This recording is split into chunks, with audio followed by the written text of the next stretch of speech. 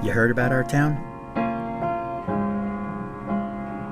Lovely place. In DR, we don't like to use the term race. We like to use strains because it's the different strains of mutations that humanity has had over the 600 years after the apocalypse started. Well, my character's name is Tira.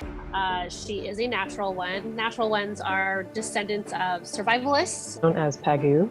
Saw the strain Saltwise, a fish mutant person. I play Boris Strokov, a Slavic rover. His name is Hefner Flint, what's called a Vagazian.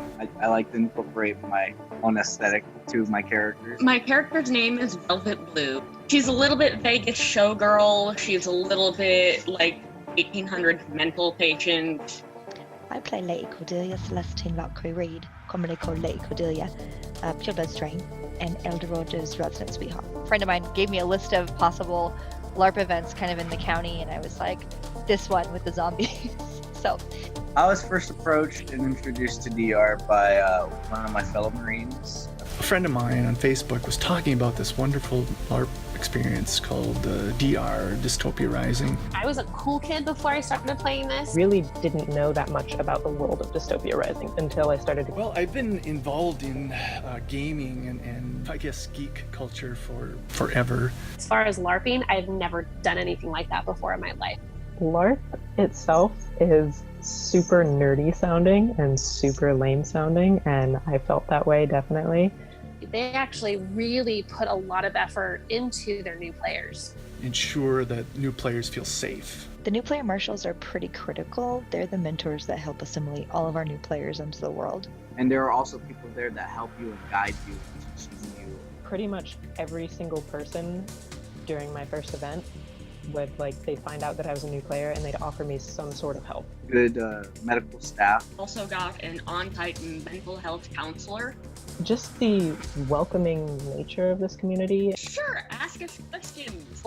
In our particular chapter, we do a once-a-week social called Taco Tuesday. So players could come back together, talk about stuff that happened if they have beef. Even my very first event, people would come up and be like, I really like how you did your costume. Progression to mastery is actually pretty natural. It's not only built into the game mechanics, but it occurs organically through player interactions. Going into a post-apocalyptic horror type of game, your character is going to die.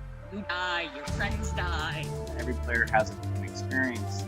It was kind of just a lot of learning while playing and by example. Because in this game, emotions do run high. I had no weapons, I had no fighting abilities or anything. I was the guy that ran from danger. Now I picked up some weapon and fighting skills and I'm running towards danger, rescuing people. Staying, zombies and crawling around in the bushes at night, trying to survive. And Zombies are awesome. LARPing is awesome. It's D&D with costumes and running. It's terrifying, but also pretty thrilling. And he gets to be this really neat, cool, badass fighter, where in his everyday life he's picked on absolutely every day. Going to school, he's the nerd, he's the geek, he's the whatever, but when he comes to a LARP, he gets to be somebody completely different. It is a community. Everybody does chip in, they support one another. All different types of people from all walks of life. I love the people, I love the diversity. This community has constantly astonished. Has done things for me both in and out of game that I didn't think a community could do. I felt like people noticed me. It's really allowed me to be really creative. I can express myself through makeup and costuming. Don't know how to articulate how positively this community has affected me. I guess the best way to say it's kind of addictive. My idea of what LARP is completely changed. It's a great experience and I've made a lot of close friends and replaced a lot of old friends because of how this community has treated me over the years. It was the most incredible thing that I have probably ever done in my entire life. I love it, and I don't see myself quitting anytime soon. Come play the game.